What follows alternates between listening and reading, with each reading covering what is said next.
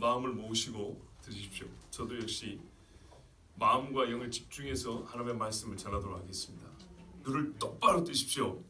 사람은 영육이 하나에서 눈이 흐려지면 벌써 심령이 흐느러져 있는 거고 마음이 갈팡질팡하면 눈알이 빙글빙글 돌지요.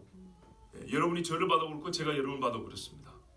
저희 아버지가 어릴 때 성경 신앙 가르칠 때 그랬어요. 네 설교 들은 것처럼 공부해라 그랬어요. 얼마나 설교를 잘 들었는지 아시겠죠? 그렇게 공부하면 항상 상위 3% 안에 들리라. 무슨 시험을 봐도 그 정도로 하나님의 말씀을 똑바로 이렇게 쳐다보고 했다는 거예요. 물론 가끔 헛된 것도 많이 했지만 하여튼 기본적으로 하나님의 말씀을 들을 때나 전할 때나 모든 예배, 찬송이나 기도나 하나님 앞에 집중되어 있어야 합니다. 예. 이런 말씀 전하지 오늘 우리 찬송이 좀 흐트러져 있었어요.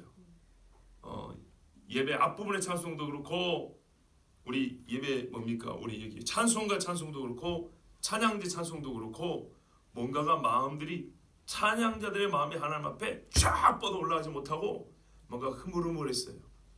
하나님 앞에 마음을 모으고 기도하시고 하시기 바랍니다. 덕분에 제가 마음을 다시 잡게 됐습니다.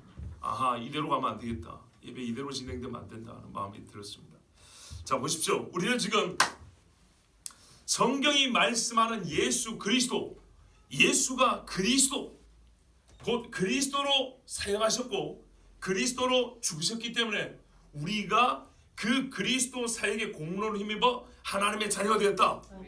그렇죠? 천국 시민이 되었다는 이 말씀을 반대하는 자들에 대하여, 우리가 가진 이 소망을 무너뜨리려는 자들에 대하여 우리의 소망의 이유를 준비하고 있는 중입니다. 아멘. 사도 바울이 사도행전에 보면 변명이라고 하는데 이것은 변호, 변증, 잘못된 것을 숨기려고 하는 핑계가 아니라 옳은 것을 옳다라고 주장하고 설득하는 말하기. 아멘. 곧 예수가 그리스도라 주장하는 우리의 말이 왜 옳은지, 예수는 그리스도가 아니라고 말하는 사람이 왜 틀린지 우리가 그들에게 반박할 말을 준비하는 시간이고 성경이 가르쳐주신 우리가 믿는 바에 확신을 더하는 시간입니다. 즉 로마서나 요한복음이나 신명 같은 강의가 아니고 우리가 지금 읽은 말씀에서 한 가지 주제를 택하여 이 주제, 즉 성경이 말하는 교리를 우리의 말하는 신앙의 요소를 공격하거나 삐뚤어버리려고 하는 사람들에게 오히려 당신들이 틀렸고 우리가 믿는 바가 옳다라고 성경을 통하여 우리의 신앙을 더 공고히 하는 시간입니다. 아멘. 자, 지난주가 그랬고 엊그제 금요일, 오늘 이 시간 오후까지 이렇게 4시간에 걸쳐서 그렇게 말씀을 전하고 있습니다. 오늘 우리는 성경이 말씀하는 그리스도 예수에 관한 말씀 중에 희생제물 되심에 관하여 듣습니다. 아멘. 다 아는 이야기죠. 그런데 우리는 지금요 하찮은 성경을 전혀 읽어보지 않은 사람들의 그냥 무턱대고 공격하는 그런 말에 대답하는 것이 아니고요, 고급 이단들에게 대답할 말을 준비하는 중입니다. 말세가 되면 귀신이 교묘히 사람들에게 거짓 가르침을 준다고 그랬어요. 바울이 가르쳐준 복음도 삐뚤어버릴 정도로 갈라디아 교회 보면은 그 정도로 고급 이단들이 있고 교묘한 마귀의 가르침이 있습니다. 그런 사람들은 쉽게 넘어가고요, 한번 빠지면 헤어나오지를 못합니다. 그러므로 빠지기 전에 그 이상하고 고급스럽고 세련되게 들리는 그런 허탄한 신화와 속임수와 철학들을 듣기 전에 하나님의 말씀을 다시 한번 확실하게 들으면 도움이 되리라 믿습니다.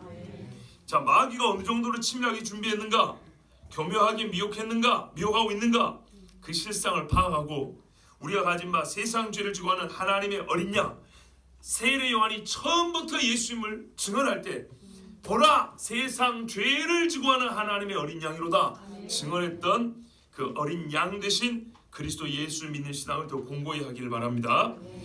성경에 예수님과 예수님을 믿는 신앙을 다른 종교에서 기원을 찾는 자들이 많습니다. 우리나라에도 그런 책을 쓴 사람들이 무지하게 많습니다.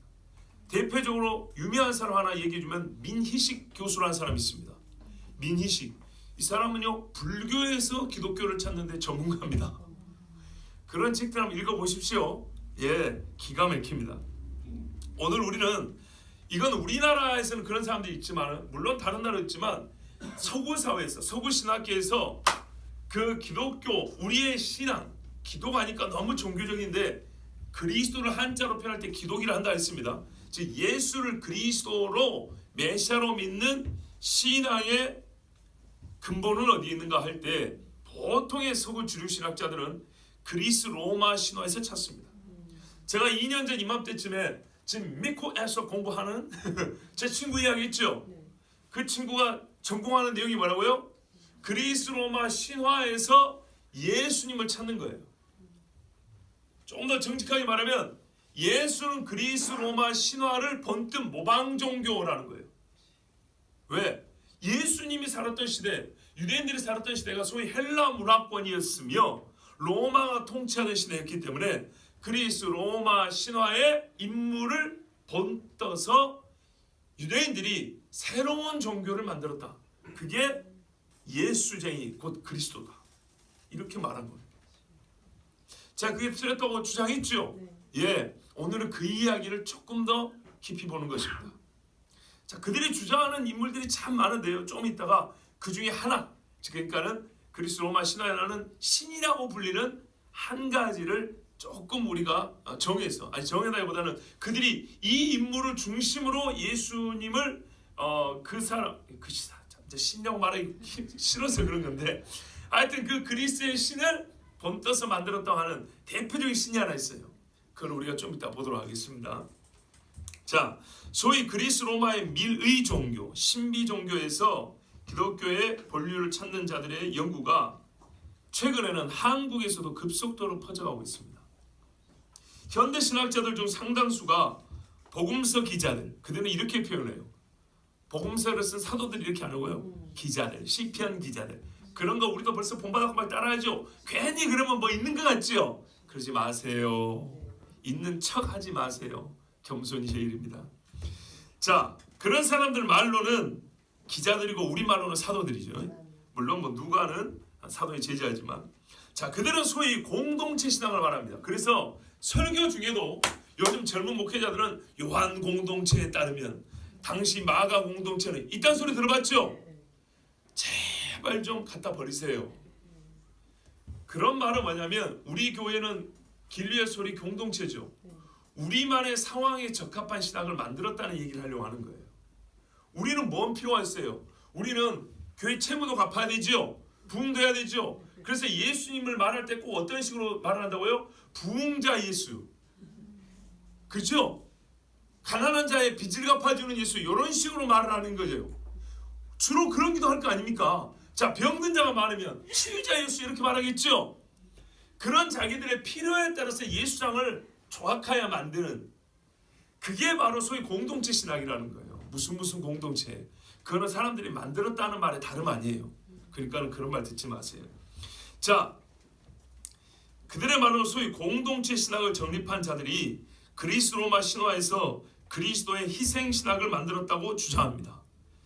참 이 오전 시간에는 시간이 좀 짧아서 제가 여러분에게 2번 반복을 못 해드릴 수 있습니다. 잘 들어보십시오. 특별히 호메로스 들어보셨죠? 호머라고 부르죠. 예, 호머라고 부르고 그 호메로스의 서사시, 그 신들의 역사, 이게 가상이죠. 신화를 쓴 그 시에서 차용했거나 아예 그것에 근원을 둔다고 말합니다. 일리아드, 오디세이 뭐 이렇게 들어보긴 하셨죠? 예, 바로 그겁니다. 거기서 예수가 왔다는 겁니다. 예수라는 인물을 그 일리아드, 오디세이의 신화들의 옷을 입혔다는 겁니다. 제 친구가 공부하는 게 그겁니다. 미국 가서 공부하는 게 그겁니다. 본인은 그랬어요. 나는 그렇게 믿지는 않는데 그랬어요. 근데 그거 공부해야 박사학위를 줍니다. 자, 그들 말대로 하면 우리는 그리스 로마 신화의 유대인판 종교를 믿는 겁니다. 과연 그럽니까? 시간 관계상 이들이 모방했다고 하는 그리스 로마의 종교를 다 언급할 수는 없습니다. 무슨 말이에요? 한두 가지가 아니에요. 그런데 그 중에 한 가지에 집중해서 이 사람들이 그리스도의 희생제물 되심, 하나님의 어린 양 되심을 부정하고 왜곡하는 말들을 좀 살펴보고 성경은 무엇이라고 말하는지, 시간이 짧지만 좀 짧기 때문에 간단하게 보도록 하겠습니다. 자, 헬라어에 띠시아라는 말이 있어요. 띠시아. 우리 헬라어 신약성경 헬라어에도 있어요. 이 말은 구약 성경 히브리어를 헬라어로 번역할 때 번제, 희생, 소제, 화목제 이런 제물을 번역할 때 헬라어로 뛰시아라는 말을 썼어요. 아시겠죠? 그런데 이 뛰시아는 그렇게 구약 성경을 헬라어로 번역할 때 썼기 때문에 처음부터 신약 성경 헬라어로 쓰일 때는 당연히 이 말이 쓰여졌어요. 예. 그래서 뭐 그리스도가 희생제물 대신 화목제물 대신 이럴 때 보면 뛰시아를 썼고 그의 동사형이 쓰이기도 하고 그랬어요. 근데 뛰시아는 어떤 거냐면 고기를 신에게 바치는 겁니다. 자 보세요. 고기를 바치는데 그 중에 기름을 뼈 있죠. 뼈를 기름으로 싸가지고 이게 제우스 신화에서 나온 거예요. 뼈를 바친다는 걸 감축해서 기름으로 싸요. 겉을. 하여튼 뼈를 기름으로 싸가지고 최고의 신에게 불을 태워 바칩니다. 번제로 바칩니다. 그리고 나머지 고기들 중에 제일 좋은 부분을 썰읍니다. 그래가지고 그 중에 제일 좋은 부분을 7등분으로 나누는데 그 중에 한 부분을 누구에게 바치냐면 그보다 조금 낮은 신, 그러나 자기들이 보기에는 영웅, 요정 이런 존재들에게 고기를 떼어 바칩니다. 우리말로 하면 귀신에게 귀신상 하나 차려 바치고 그 다음에 6조각을 사람들이 나눠 먹습니다. 화목제물 이렇게 나눠 먹게 돼 있지요. 구약성에다 예물 바쳐놓으면 제사장들이나 이렇게 나눠 먹게 돼 있지요. 이렇게 나눠 먹는 게 뛰시아라는 것입니다. 요거를 쓴 겁니다. 뭐라고요? 먼저 최고의 신에게 불사라 바친다. 그리고 나머지를 7등분 나눠서 그 중에 하나는 영웅이나 요정들, 그 천사 같은 존재들하고 나눠 먹으려고 당신들 먹으라고 한 상 차려주고 그 나머지 6등분을 사람들끼리 나눠 먹는다. 그러면 이 식사가 무슨 의미가 있냐? 첫째는 신에게 기쁨을 주고 그 다음에 영웅이라고 말하고 요정이라고 말하고 천사들로 말하는 그들을 숭배하고, 그렇죠? 그리고 우리가 먹으면서 우리끼리 연합을 이루고, 아시겠어요? 신과의 연합과 사람들끼리의 연합을 이루는 희생제물과 희생제물을 먹는 식사를 뛰시아라 그래요. 뭐하고 비슷해요? 구약의 제물하고 성찬식하고 비슷하죠? 대충 이제 감 잡으셨죠? 자, 이게 이제 일리아드 같은 책이 이제 나와 있는데 이때 먹는 식사를 뭐라면요? 공평한 식사라 그래요. 아이고 좋다. 성경에도 보니까 부자나 가난한 자나 관리나 하층민이나 전부 다 그리스도 안에서 하나라 그랬지요. 신분의 차이가 없이 다 똑같이 너희끼리 형제들 서로 나누라 그랬지요. 이걸 이름하여 헬라에서도 공평한 식사라 그래요. 그리고 또 뭐가 있냐면 신에게 나눠준다 그랬죠. 이거를 트라페조마타라 그래요. 자, 뭐 어려운 말은 다 기억할 필요가 없어요. 내용만 기억하시면 돼요. 결론은 뭐라고요? 인간들이 신이 여기 함께한다. 신의 현존과 신과의 연합을 경험하고 또한 공동체, 그 신을 예배하고 숭배하는 사람들끼리의 공동체적 연대감을 형성하게 하는 식사가 혹은 희생 제사, 제의를 뛰시아라고 불러요. 꼭 이거 기억하세요. 그러면서 그때 음식을 떼어놓는다 그랬죠? 떼어놓고 바치는 자들을 우리는 흔히 영웅이라고 불러요. 헬라 영웅 중에 누가 있을까요? 뭐 헤라클레스 들어보셨죠? 그런 인물들, 이런 인물들에게 바치는 거예요. 왜? 당신들은 악한 신으로부터 우리를 보호해줬고 우리의 문명을 개척해줬고 우리를 돕는 자들이야. 말 그대로 영웅, 우리를 살려주는 자들. 그래서 당신들에게 좋은 고기를 떼어내주는 거예요. 자, 이것이 예수님 당시에 헬라 사람들이 가지고 있던 신에게 바치는 제물에 대한 의식이었어요. 인식이었어요. 그렇게 알고 있었어요. 자, 그러니까 이들의 주장, 그러니까 이것을 가지고 예수님 설명을 하는 신학자들의 주장은 뭐냐면 바로 이런 그리스식의 영웅 숭배가 기독교의 예수 이해에 영향을 끼쳤다. 소위 기독론에 영향을 끼쳤다는 겁니다.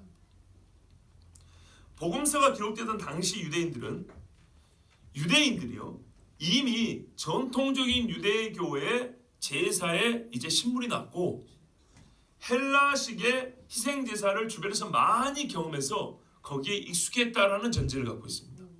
그래서 소위 말하는 신세대 유대인들에게는 헬라식으로 예수를 전파해야 헬라 신화에서 말하는 영웅적으로 예수님을 그렇게 만들어서 가르쳐주면 쉽게 포교가 되기 때문에 그렇게 각색을 했다는 겁니다. 그렇게 그리스도교로 만들어졌다는 겁니다. 그러니까 요즘에 여러분 이 시대 사람들이 들을 수 있는 말로 뭐 거기까지는 괜찮은데 이 시대 사람들이 받아들일 수 있는 정도로 복음을 전한다. 이거는 얼마나 큰 위험한 길로 떨어지는 건지 아시겠죠? 이들이 주장한 뭐라고요? 헬라 문화에 익숙한 유대인들에게 자기들이 죽인 예수를 신으로 만들기 위해서는 헬라 신화의 영웅 숭배 사상을 빌려왔어야만 했다 이 말입니다.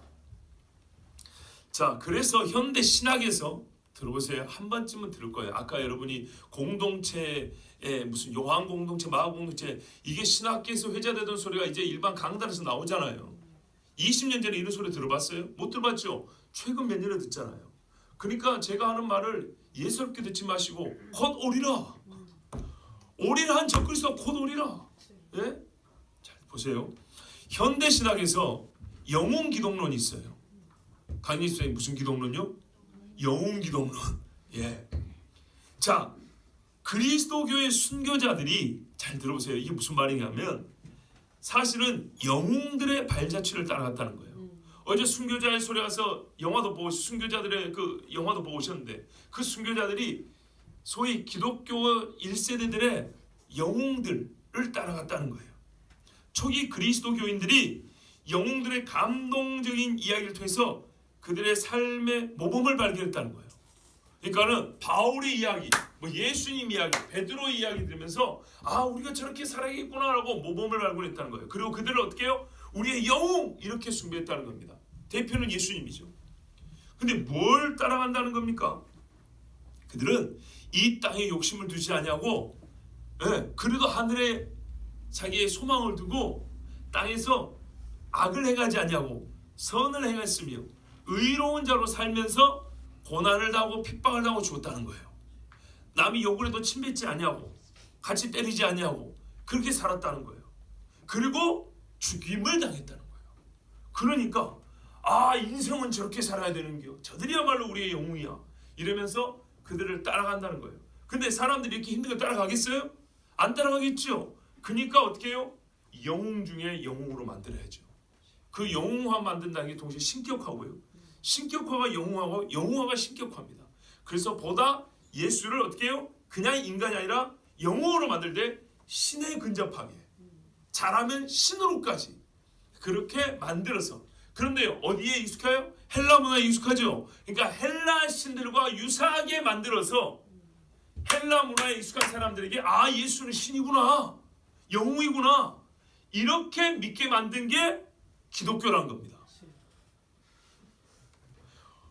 기가 막히죠.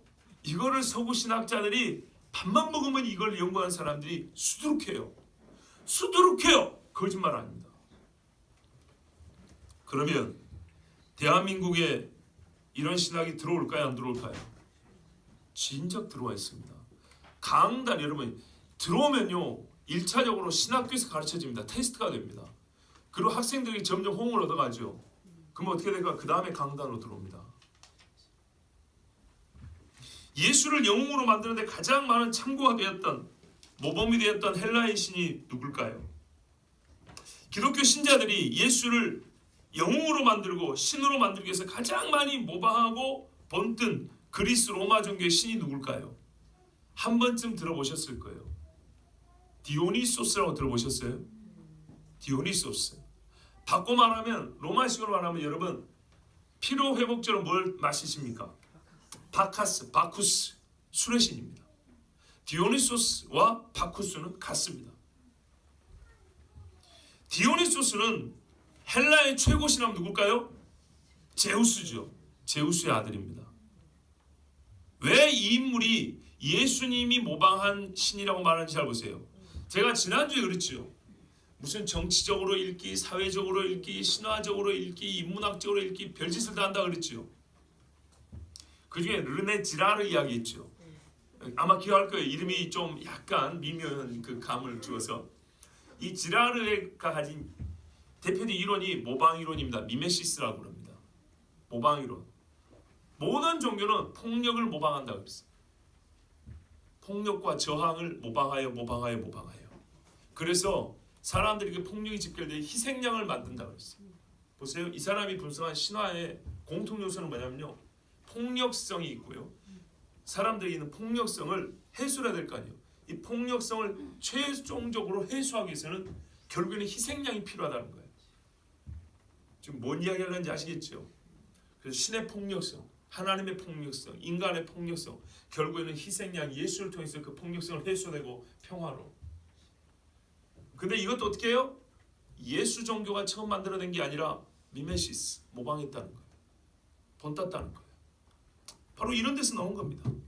디오니소스에서 본땄다는 겁니다. 근데 왜 본땄다고 말할 만한지 한번 들어보십시오.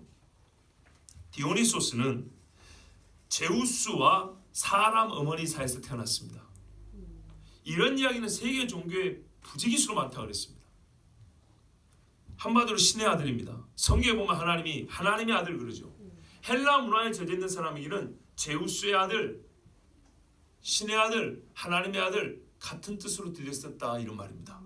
그들의 주장은. 디오니소스는 또한 그 헤라라는 헬라 신화에 보면 못된 여신 하나 있어요. 그리고 펜테우스 자기 사촌형인데 디오니소스 사촌형인데 핍박을 받아요. 핍박을 받아서 감옥에 갇히고 도망다니고 막 그래요. 그리고 뭡니까? 자기를 따르는 여인들이 있어요. 아 성경에 보니까 갈릴리에서 따르는 여인들이 많네. 예수는 꼭 그 여자들을 많이 만나더라고. 사마리아 여인들 이 물을 어디서 떠왔느냐 뭐 이런 이야기. 그리고 젊은 나이에 이 감옥에 갇히다가 기적으로 감옥을 탈출해 나와요. 사도행전에서 본 것 같아요. 그죠? 그리고 결국에는 죽임을 당하는데 그것도 젊을 때 죽임을 당해요. 예수님은 33살쯤에 돌아가셨죠. 디오니소스 그렇게 죽어요. 그런데 그 아버지 제우스가 가만히 있지 않아요. 디오니소스를 살려줍니다. 이것도 같은 것 같은. 그렇죠? 보세요. 여기까지만 얘기해도 예수님의 라이프 스토리 곧 예수님의 이 땅에서의 삶과 거의 같죠. 성육신, 고난과 십자가, 대속 죽음, 부활까지 디오니소스 종교는 그리스도교의 모델이 되고 있습니다. 제 말이 아니라 그들의 말입니다. 참 그 원하지 않는 말 하나니까 말이 꼬이는데 제 말이 아닙니다. 자, 조금 이 디오니소스에 대해서 그래서 알아봐야 될 필요가 있어요. 옛적에 분명히 2008년대 신의 길 인간의 길에서 이 이야기 나왔을 거예요. 분명히 절대 안 빠집니다. 예. 헬라 신화를 모방했다는 얘기에서 절대 안 빠집니다. 헬라 사람들은 디오니소스를 포도주의 신이라고 합니다. 주신입니다. 술신입니다. 바카스도 그렇습니다. 이 조각에는 보면 바카스는 똥배 이렇게 하고 술배 이렇게 이렇게 생겼어요. 그럼 포도주를 만드는 법을 사람들이 알려주었고 포도주를 통해서 사람들에게 행복과 즐거움을 나눠준다고 합니다. 소아시아 지방에서 유래됐습니다. 이게 본래는 유럽계 아니고요. 아시아 종교예요. 그러니까 바벨론 종교. 곧 사실은 우리 주일 오후에 공부한 분도 알지만 이거는 니무롯의 뭡니까는 복제품입니다. 주전 8세기 그러니까 우리 성경 시대로 보면 히스기야 시대 정도부터 이 아시아 지방에서 유행하던 동방 종교입니다. 자, 디오니소스는 아까 말씀드린 대로 그의 사촌 펜테우스가 미워해서 투옥당했고 감옥을 탈출했고 죽임을 당했지만 어떻게 해요? 다시 아버지 제우스가 살렸다 그랬죠. 도망 다닐 때 무슨 일이 있었냐? 여자들이 따랐다 그랬죠. 이 여자들하고 산들로 가는데 이 여자들이 보통 일반 가정주부들입니다. 그럼 이 여자들이 산들로 다닐 수 없죠. 그래서 술로 미치게 한다고 그랬습니다. 술로 미치게 해서 산과 들로 떠돌아다니게 하고 크게 소리 지르게 하고 디오니소스 자신을 예배하게 합니다. 산속에서 포도주를 마시고 춤을 추고 손으로 동물들을 찢어 죽입니다. 그래서 요즘에 락앤롤 공연하는 이 머리 뱅뱅 돌리는 애들 있죠. 막 그 요상한 애 갖고 막 마귀 표시하고 걔들이 콘서트 중에 실제로 토끼를 잡아 찢는 경우들이 있습니다. 어디서 배운지 보세요. 이게 마귀 종교입니다.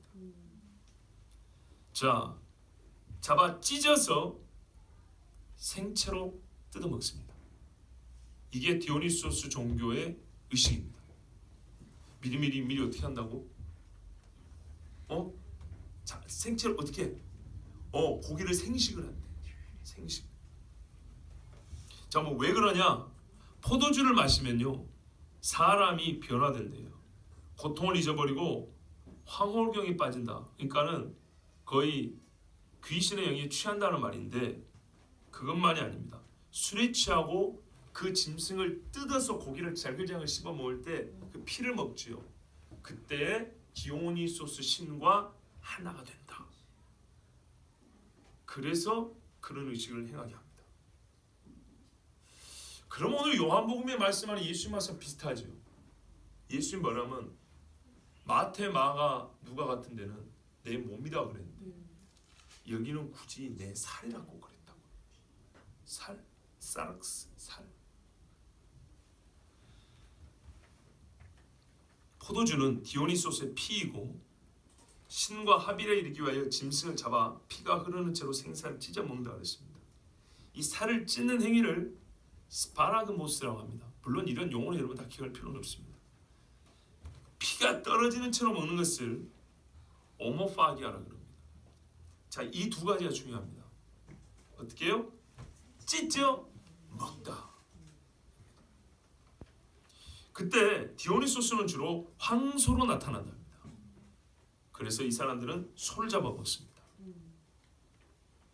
신을 먹는 행위는 신이 가진 생명과 기운을 받아들이는 행위이며 이러한 아까 말했던 오모파기아, 빛의 살을 뜯어먹는 것은 신의 몸을 먹는 것이고 신의 생명과 신의 기운을 받아들이는 것이고 이거는 그래서 아무나 할 수 있는 게 아니라 오직 디오니소스를 숭배하고자 하는 특정된 사람들만 할 수 있습니다. 교회가 꼭 그렇죠. 세례받은 자만 성찬 먹으라 그러죠. 자, 이 정도 되면 전혀 기독교 복음을 몰랐던 자들에게 좀 더 정확히 말하면 구약을 모르는 자들에게 헬라, 그리스, 로마 이 신화는 예수 종교의 모판이 되었다 또는 모델이라고 말할 만하지 않습니까? 그죠? 강평구 형제님 우리 교회 와서 처음으로 설교지 이름 부르는데 만약에 본인이 불과 1년 전에 교회를 오기 전에 이런 얘기를 들었다면 그렇구나 하고 거기에 끄떡할 만하지 않습니까? 그렇죠. 내는 결혼식 할 때 신부로 받아들이겠습니까? 그렇습니다. 정말 우리가 신앙을 알지 못하고 성경을 모를 때는 당연히 고기가 끄떡해집니다. 여러분 보시다시피 디오니소스 종교가 그리스도교의 원형이라고 보는 자들 또는 종교적 틀에 본위되었다고 말하는 자들이 있어서 그리스도 예수님의 대속 죽음이라는 것은 디오니소스의 죽음을 모사한 것이고 예수님의 제자신 성찬, 그 주의 살과 피를 먹고 마심의 의미는 디오니소스 종교에서 배운 모방 행위일 뿐입니다. 그들이 보기에는 예수 안 믿는 사람 보기에는 정말 그럴듯합니다. 예수님이 하신 말씀 이뿐이 아닙니다. 내 피는 참된 음료요 이렇게 말했죠. 디오니소스들은 목자들과의 대화한 말에서 이런 대화했어요. 목자들이 디오니소스가 물을 가지고 있으니까 내 친구여 어디에서 이 보랏빛 물을 얻었습니까? 어디서 이처럼 달콤한 피를 찾았습니까?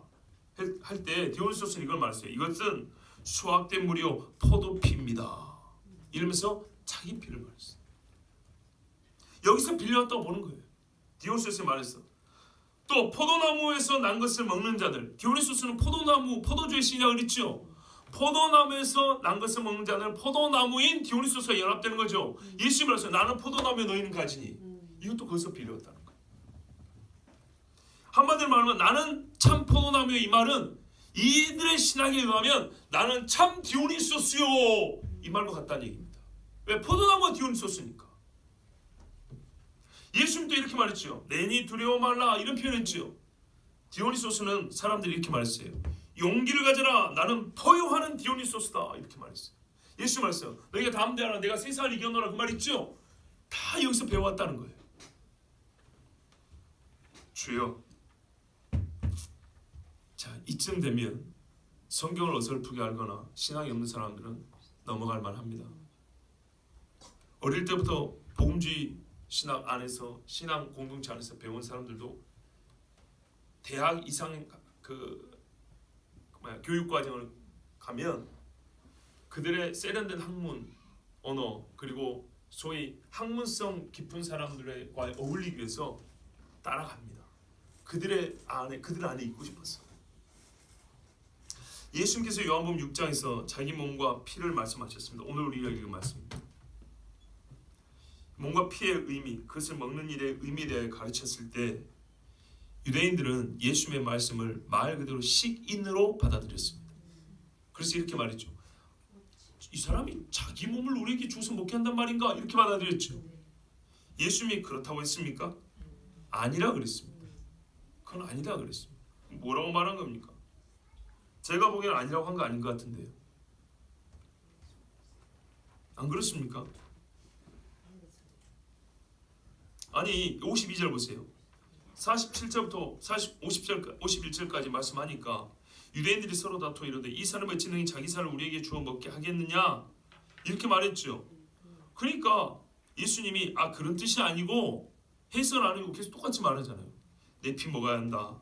내 살 먹어야 한다. 안 먹으면 생명이 없다. 먹는 사람만 내가 다시 살린다.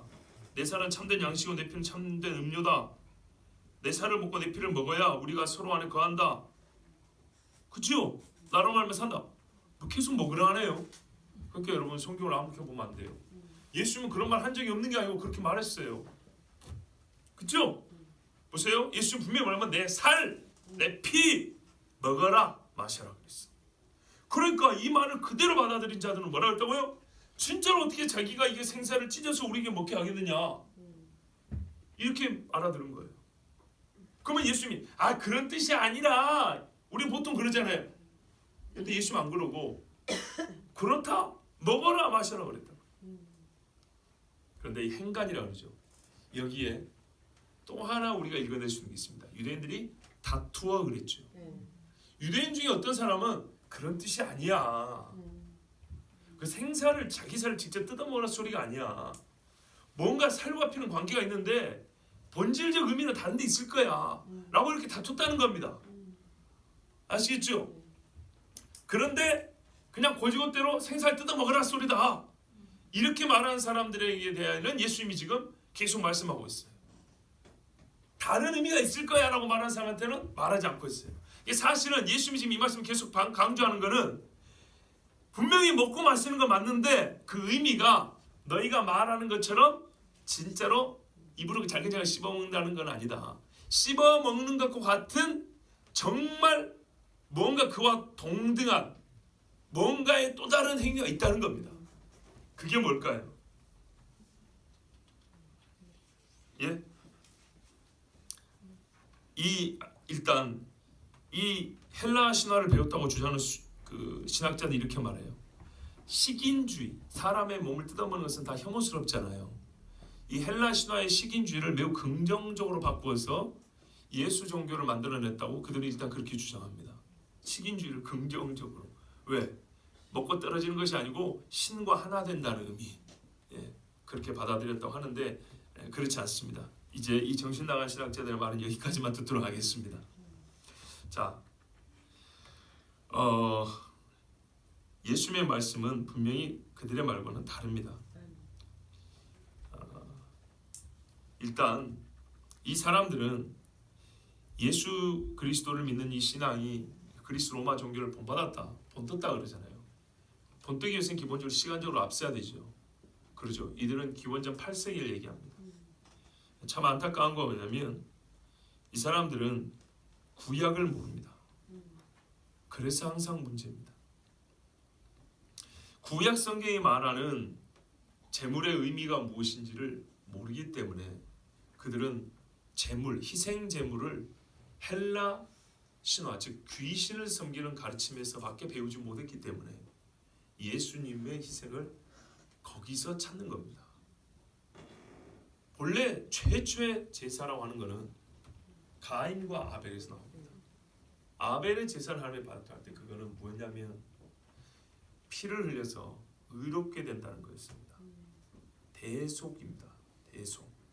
죄인이 죄의 사함을 받기 위하여 죄의 대가를 치르면서 하나님의 사랑으로 말미암아 은혜를 받는 것인데, 그것을 보여준 것이 구약 성경의 맨 처음 나온 아벨의 제사였고, 그리고 그것보다 사실은 더 앞에 본 게 짐승의 가죽으로 입혀주셨다는 겁니다.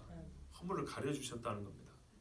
근데 이것을 알지 못하기 때문에 이 귀신의 가르침을 가지고 예수 믿는 사람들이 흉내를 내서 종교를 만들었다, 이렇게 말합니다.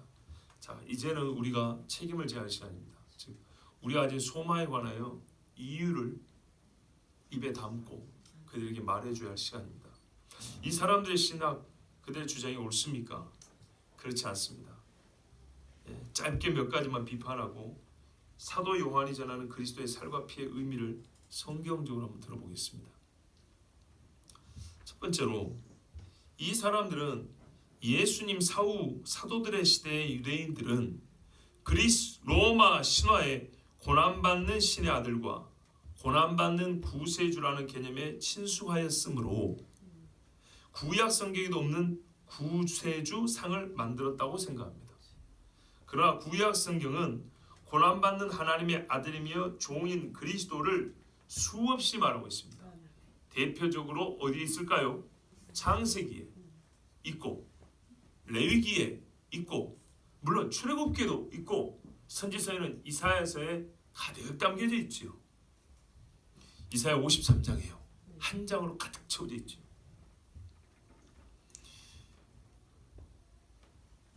그런데 유대인들이 눈이 어두워서, 잘 들어보세요. 유대인들이 눈이 어두워서 구약 성경에 메시아에 관해서 두 가지 모습을 그려주고 있는데, 하나는 고난받고 대속제물로 죽으시는 하나님의 양이고, 또 하나는 심판하러 오시는 왕이고, 그런데 그 중에서 사람들은 왕의 모습만 좋아서 둘 다 메시아의 모습인데 그 후자만 취했다 그랬어요. 앞에 거를 버린 거예요. 잘 보세요. 앞에 것을 버리고 뒤에 것만 마음에 들어서 취했다고요. 자기들이 가진 겁니다. 그리고 그것이 뭐라고? 메시아의 유일한 모습인 것처럼 생각했어요. 그래서 십자가에 죽으러 오신 예수님도 이스라엘을 회복하실 때가 언제입니까? 라고 이렇게 자꾸 물어봤잖아요. 죽으러 오신 예수와 심판하고 구원을 완성하러 오신 예수님, 초림과 재림의 예수를 이렇게 똑같이 성경이 말하고 있는데, 사람들은 이 앞부분이 듣기 싫어서 죽여버리고 뒤에 것만 가지고 유일하신 그리스도상을 만들었다고요. 유대인들이 이 짓을 했다고요. 초림에 오실 때부터 이렇게 해주길 바랬다고요. 자, 그러니까 보세요. 이런 상을 가지고 있죠. 이런 상을 가지고 있으니까 헬라의 구원자를 얘기해 주기가 쉽겠습니까? 쉽지 않겠습니까? 쉽지 않겠죠. 그죠? 왜냐하면 디오니소스 같은 경우도 자기의 희생제물 되는 것을 얘기하고 있지 않습니까? 그렇죠? 그러니까 이거를 약간 긍정형으로 바꿔서 뭘까요? 그러니까 유대인들은 이 부분만 알고 있는데 그 헬라의 귀신 신학 갖고 있는 사람들은 처음에 오신 예수님을 왜곡하여 가지고 자기들이 갖고 있다는 말이죠. 그런데 이 예수를 알려면 처음부터 이 예수를 알아야 되겠죠. 유대인들이 이 예수를 알지 못하게 귀신의 가르침으로 이렇게 포장을 해놓으니까 이 예수를 알 수가 없는 것이죠. 원래 처음 오신 예수도 모를 것이고, 당연히 그렇게 삐뚤어지게 알고 있으니까 다시 오실 예수도 모르겠죠. 말 그대로 이렇게 디오니소스 신화를 번tas다라고 믿는 사람들이 어떻게 다시 오실 예수를 믿을 수 있겠습니까?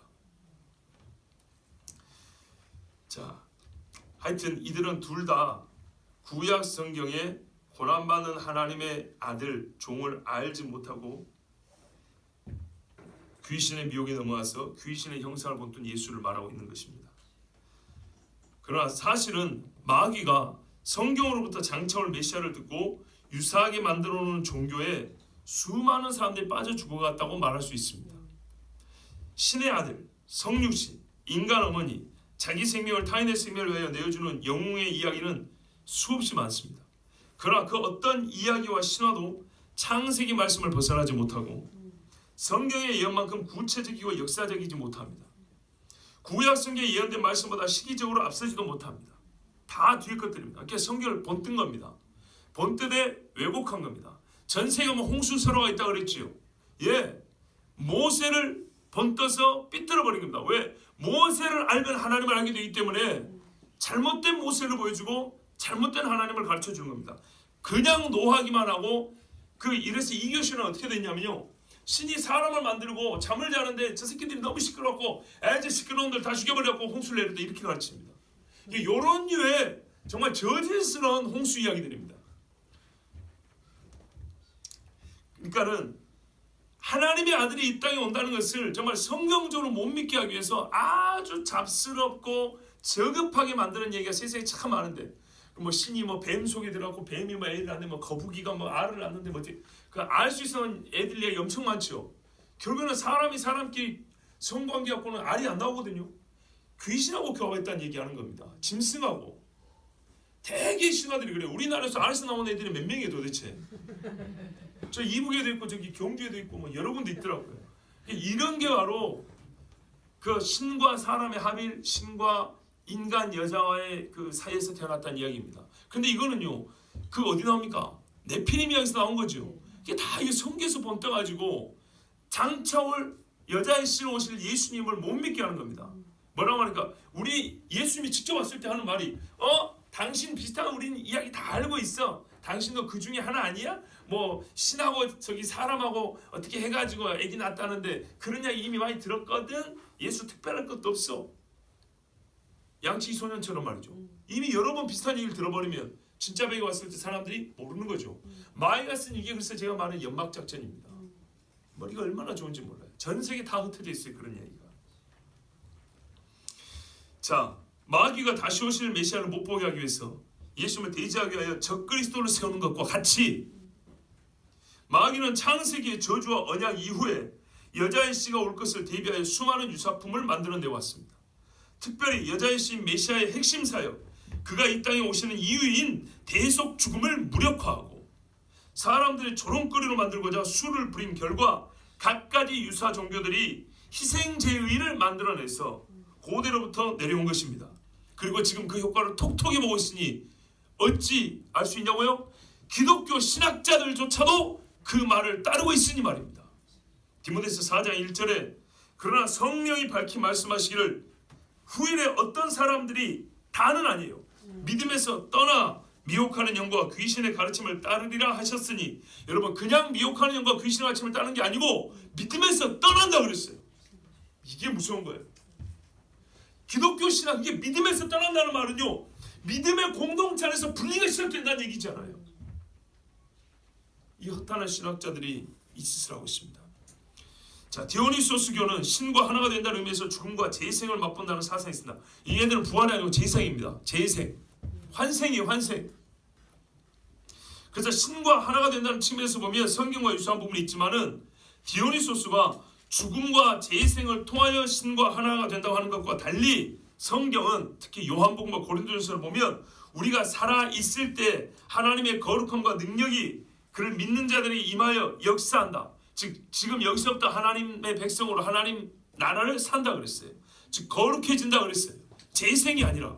그리고 또 부활을 가르치고 있습니다. 그리고 죄의 사함이 있다 그래요. 단순한 신과의 합의가 아니라 죄의 사함으로 하나님 앞에서 의롭게 여김을 받는다 그랬지. 네가 신이고 신이 내라 이런 말 가르침은 없습니다. 그리고 이 사람들은 인간의 정욕이 전혀 죽지 않습니다. 그 로마서는 말합니까? 너희는 이제 정과 욕심을 다 가려대서 시대에 못 박았다 그랬고, 로마서에도 말하라 그래요. 우리가 불의의 병기가 아니고 내 육체를 의의 병기로 된다 했습니다. 이와 같은 변화는 디오니소스가 말하지 않습니다. 곧 성령의 충만함을 말하지 않는다고요. 부활의 약속과 성도의 거룩한 삶을 가르치지 않습니다. 성경 외적으로 생각해 보아도 기독교인들이 디오니소스교를 본땄을 리가 전혀 없습니다. 아멘. 여러분, 이들이 말하는 기독교는 뭡니까? 유대인들이 유대 청년 중에 한 사람인 예수를 그리스도 메시아로 믿는 거 아니겠습니까? 즉 유대인들입니다. BC 167년에 여러분 많이 들으셨던 안티오쿠스 에피파네스, 헬라가 네 조각으로 나눴을 때 셀루쿠스 왕조의 왕 하나죠. 자기가 신이라고, 신이 나타났다고 그렇게 말했던 이 사람이 헬라 사람이기 때문에 이 디오니소스를 숭배했습니다. 디오니소스를 기념하는 날에 행렬을 했는데요. 그 상징물 중에 하나가 뭐냐면 담쟁이 넝쿨 화환이에요. 담쟁이 넝쿨 이렇게 꽃다발을 만들어요. 목걸이 같은 거. 이거를 유대인들에게 걸치라고 강요를 했어요. 유대인들이 저항하다 많이 죽었어요. 그리고 그 디오니소스 부한 니가노르가 유대 독립 지도자 마카비 망치를 넘겨달라고 유대인들이 협박을 하면서 안 그러면 예루살렘 성전을 디오니소스 신전으로 만들어버린다고 그랬어요. 유대인들은 그래서 디오니소스 하면 이를 갈아요. 그런데 유대인들이 디오니소스를 본받아서 예수를 신으로 만들었겠습니까? 아까 우리가 본 대로 디오니소스 종교의 공동 식사를 성경이 말하는 성찬과 자주 연관시키는데 역시 옳지 않습니다. 디오니소스 종교는 술을 많이 마십니다. 취하도록. 취하게 마실 때 신과 하나가 된다 그럽니다. 그리고 성적인 문란으로 이어집니다. 그래서 이거를 더러운 식사라고 부릅니다. 감사하게도 장신대 최재덕 교수가 이런 표현을 썼어요. 디오니소스 종교는 더러운 식사다. 신약의 성만찬은 예수 그리스도의 살과 피를 상징하는 식사로서 구원에 관한 진리를 깨우쳐주는 거룩한 식사다 이렇게 말했어요. 참 고맙게도 이렇게 말해주는 신학자가 있어요. 자 여러분, 요한복음 본문을 보세요. 예수님은 땅의 빵과 자기 살을 비교하지 않았어요. 처음부터 땅의 빵보다 더 높은 빵 이야기를 했어요. 그렇죠? 만나 이야기, 만나 이야기. 만나를 비교하셨어요. 본래 우리가 땅에 있는 빵을 먹는다고 영생한다는 생각하는 사람 아무도 없어요. 근데 혹이라도 시편에 따르면 천사들이 먹었다고 말하는 이 양식을 먹으면 혹이라도 영생할까 하는 그런 생각 한번 상상을 해볼 수 있겠죠. 어느 정도 좀 가능성이 있는 것 같고 얘기지. 누가 우리가 이 밀가루 만든 빵 먹고 영생한다고 믿겠어요 처음부터. 그래서 만나 이야기를 했어요. 만나. 하늘에서 내려온 음식이죠. 어쨌든 간에. 그죠? 그런데도 불구하고 어쨌다고요? 육체의 생명을 위한 것일 뿐이었어요. 먹고 때가 되니까 죽었어요. 그렇다면 예수님의 몸은 이 땅에 존재하는 어떤 음식과도 본질적으로 다른 것이라는 뜻입니다. 다르다입니다. 그리고 이 다른 예수님의 몸을 먹어야 한다는 겁니다. 그래서 말하면 살아있는 떡이니 이렇게 말했어요. 보세요. 만나 자체는 살아있는 게 아니에요. 예수님은 자체가 살아있는 빵이에요. 그래서 이 빵 안에 살아있기 때문에 생명이 있어요 본래. 그래서 살아있는 빵, 보세요. 생명을 주는 빵이 이게 아니고요. 살아있는 빵이에요. 살아있는 떡이니 이걸 먹으면 너에게 생명을 주는 떡이 된다 이렇게 말한 거예요. 잘 보세요. 살아있는 떡이기 때문에 먹는 자에게 생명을 주는 떡이라는 거예요. 만나는 살아있는 떡이 아니에요. 하늘에서 왔지만. 그러나 예수님은 자신이 나는 길이요 진리요 생명 그랬죠. 생명, 살아있는 떡이었어요. 자, 그리고 이걸 먹는다 그랬어요. 근데 여러분, 그러면 떡이라고 말하는데 뭐 먹는다는 표현을 안 쓰면 어떻게 하겠어요? 원어 하는 사람은 여기서 먹는다는 잘근잘근 씹어 먹는 말이다. 그래서 식인을 말한다 그러는데, 그러면 예수님을 빵으로 비유할 때 뭐 빵을 마신다 하겠어요? 코로 흡입한다 하겠어요? 몸에 붙여 다닌다 하겠어요? 먹는다라고 하지. 너무 원어로 좀 하지 마시라고 제발. 자, 빵이라고 비유를 했으면은 상징을 했으면 그 예수님과 관계된 행위도 먹는다고 말해야 되지 않겠습니까? 자, 그런데 이 먹는다도 이 땅의 빵으로 예수님을 자신을 말하는 게 아니기 때문에 좀 다르게 의미를 이해해야 됩니다. 그 의미가 무엇인지 예수님이 친히 가르쳐 주셨습니다. 그래서 제가 47절부터 읽었습니다. 자, 47절 같이 읽습니다. 시작. 진실로 진실로 너에게 이르노니 믿는 자는 영생을 가졌나니. 아멘. 어쩌라고요? 믿는 자는 영생을 가졌나니. 51절에 사람이 이 떡을 먹으면 영생하리라. 믿는 자는 영생을 가졌나니 먹으면 영생하리라. 먹는다는 의미가 뭐라고요? 믿는다는 얘기예요. 믿는다. 시간 관계상 더 말씀 안 드릴게요. 그냥 결론입니다. 믿는다는 것이 바로 먹는다는 뜻입니다. 이 좀 앞선 말씀이 더 나와요. 우리 본문 또 있죠. 왜냐면 제가 주보에 안 실었군요. 26절에서 29절 보세요. 자, 한번 읽어볼게요. 예수께서 대답하여 이르시되 내가 진실로 진실로 너에게 이르노니 너희가 나를 찾는 것은 표적을 본 까닭이 아니요 떡을 먹고 배부른 까닭이로다 그랬죠. 자, 이 사람들은 진짜로 5병이요 기적을 받았던 사람들. 썩을 양식을 위하여 일하지 말고 영생하도록 있는 양식을 위하여 하라. 그러니까는 어제 먹고 오늘 뱃사람 그 떡 먹겠다고 예수님 또 따라온 거예요. 이 고생을 한 거예요. 말 그대로 일을 한 거예요. 일을. 예수님이 그 떡 좀 더 먹겠다고 이 힘든 일을 하지 말고 영생을 얻는 양식을 위하여 좀 나를 따라다니라는 거죠. 이 사람 한 일이 뭐예요? 예수님 따라다니는 거 아닙니까? 근데 뜯어먹는 떡 얻어먹으려고 따라다니는 그 고생하지 말고 나한테 너희가 구할 것은 영생을 얻는 떡을 달라고 나를 좀 따라다니라 이 말씀. 그러니까 이 사람들이 그 일이 뭡니까? 라고 물어보겠죠. 자, 썩을 양식을 위하여 일하지 말고 영생하도록 있는 양식을 위하여 하라. 이 양식은 인자가 너에게 주리니 인자는 아버지 하나님께서 인치신 자니라. 내가 준다 그 말인데 그들이 묻습니다. 그들이 묻되 우리가 어떻게 해야 하나님의 일을 하오리까?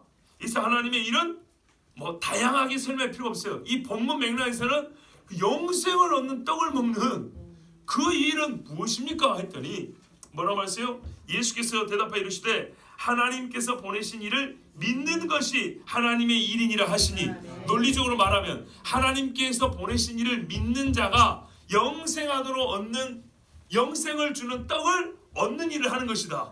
그렇지요? 그러니까 믿음이잖아요. 믿음. 그거 어떻게 믿어야 돼요? 하나님께서 보내신 자를 뭐라고 27절에 인자로 믿어야 돼요. 인자로. 그리고 아버지잖아요. 6장 46절로 아버지라고 그러죠. 그죠? 57절에도 살아계신 아버지께서 나를 보내심에 내가 아버지로 말미암아 사는 것 같이. 그러면 동시에 뭐래요? 나 예수 인자 이꼴 하나님의 아들을 믿어야 된다는 거예요. 그렇게 믿는 자가 영생을 얻는다. 곧 내 살을 먹고 내 피를 먹는 것이다. 이렇게 말씀한 거예요. 아이, 그 피를 진짜로 마시고 몸을 뜯어 먹을 것 같으면 아리마대 사람 요셉하고 니고데모가 그 시체를 달라 했으니까 시신 싸가지고 묻기 전에 한 점씩 뜯어 먹었겠네. 안 그렇습니까? 이만큼 예수님 잘 따르는 사람 어디 있어요? 아무도 거들떠보지 않는 저주받은 예수의 몸을 달라 했는데 그런 사람들 말로 나는 예수와 하나 될 거야 해가지고 막 뜯어 먹어야죠. 그랬습니까? 안 그랬지요. 그리고 예수님이 성찬을 제자할 때 뭐랬어요? 기념하라 그랬어요. 이것은 이 떡과 피를 먹고 마시는 것은 기념의 의미라고 그랬어요. 예수께서 하신 일. 그럼 누가 이것을 계속 되새깁니까? 뭐라고 했어요? 주가 다시 오실 때까지 주의 죽으심을 기념하는 거 그랬지요. 그럼 주의 죽으심과 주의 다시 오심을 믿는 자들이 아니겠습니까? 하나님께서 보내신 일을 믿는 것이 하나님의 일이니라. 믿는 자는 영생을 가졌나니. 주여. 자, 그러면 이제 예수님의 말씀 우리가 분명히 알게 됐습니다. 하나님께서 보내신 인자로서 예수를 믿으면 무슨 식인주의를 긍정적으로 바꾸어서 술에 취해서 신과 합의라는 그런 영웅화시킨 예수를 따를 필요가 없습니다. 그런 말을 들을 일이 없습니다. 얼마나 야만적이고 인간의 정욕적입니까? 그지요? 자기들이 하고 싶은 뭔가 못된 일을 신의 이름으로 하고 싶어서 그렇게 만들어냈을 뿐입니다. 하나님이 말씀하신 인자는 누구냐면 하나님의 영원한 나라를 다스리는 자입니다. 다니엘서 7장 13절 14절에 내가 또 밤 환상 중에 보니 인자 같은 이가 하늘 구름을 타고 와서 옛적부터 항상 계신 이에게 나아가 그 앞으로 인도되매 그에게 권세와 영광과 나라를 주고 모든 백성과 나라들과 다른 언어를 말하는 모든 자들이 그를 섬기게 하였으니 그의 권세는 소멸되지 아니하는 영원한 권세요 그의 나라는 멸망하지 아니할 것이다. 여러분, 언어 자체가 갖고 있는 장엄함이 다르잖아요. 제가 지금 시험을 제가 빨리 읽어서 그렇지 여러분 이걸 진짜 왕이 선포하는 말 한번 들어보세요. 이분을 인자라고 합니다. 죄인의 대속제물로 죽으시고 부활하신 인자입니다. 누가복음 18장 31절에서 33절. 예수께서 12제자를 데리시고 이르시되 보라 우리가 예루살렘으로 올라가노니 선지자들을 통하여 기록된 모든 것이 인자에게 응하리라. 인자가 이방인들이 넘겨지 희롱을 당하고 능욕을 당하고 침뱉음을 당하겠으며 그들은 채찍질하고 그를 죽일 것이나 그는 3일 만에 살아나리라. 구름을 타고 다시 오사 의인과 죄인을 가르시고 영생과 영벌을 주시는 이를 인자라 그럽니다. 인자가 아버지의 영광으로 그 천사들과 함께 오리니 그때 각 사람이 행한 대로 갚으리라. 진실로 너희에게 이르노니 여기 서 있는 사람 중에 죽기 전에 인자가 그 왕권을 가지고 오는 것을 볼 자들도 있느니라. 그때 인자가 구름을 타고 큰 권능과 영광으로 오는 것을 사람들이 보리라. 바로 이런 인자로서 예수를 믿는 자가 그가 십자가에서 자기 피와 자기 몸을 찢기고 피를 흘려서 나의 죄를 대속하여 주었다고 믿는 자가 바로 예수를 먹는 자고 마시는 자고 영생을 얻는 자입니다. 성도 여러분, 깨어 정신을 차려야 할 때입니다. 지금 이 땅에는 많은 신학자와 목회자들이 하나님의 언약을 왜곡하고 메시아 예언을 흉내낸 마귀의 종교를 성경의 뿌리요 모델이요 본보기라고 선전하고 있습니다. 유대 말기에 유다가 멸망하기 전에 거짓 선지자들이 얼마나 횡행했는지 모릅니다. 그 땅의 백성을 미혹한 것과 같이 지금도 수많은 적그리스도의 영에 사로잡힌 거짓말쟁이 신학자와 가짜 하나님의 종들이 있으니 분별하고 하나님의 은혜를 헛되이 받지 않았다면 항상 주 안에 머물러 있기 바랍니다. 주 안에 머물러 있다는 것은 주의 말씀 안에 머물러 있는 것입니다. 사도의 권면을 전하고 말씀을 마칩니다. 그가 이르러 하나님의 은혜를 보고 기뻐하여 바나바가 한 말입니다. 바나바가 안디옥 교회 이방인들이 곧 이 헬라, 그리스, 로마 신화에 젖어있던 이방인들이 주께 돌아왔다는 말. 주의 말씀을 믿고 예수를 그리스도를 믿는다는 것을 듣고 바나바가 가서 더욱 말씀을 전하여 강하게 한 후에 돌아오면서 한 말입니다. 그가 이르러 하나님의 은혜를 보고 기뻐하여 모든 사람에게 굳건한 마음으로 주와 함께 머물러 있으라. 저도 여러분에게 권합니다. 처음 예수를 믿을 때 들었던 예수는 그리스도라는 이 말씀을 끝까지 붙드시고 주와 함께 진리에 머물러 계십시오. 복이 있으리라. 기도하겠습니다.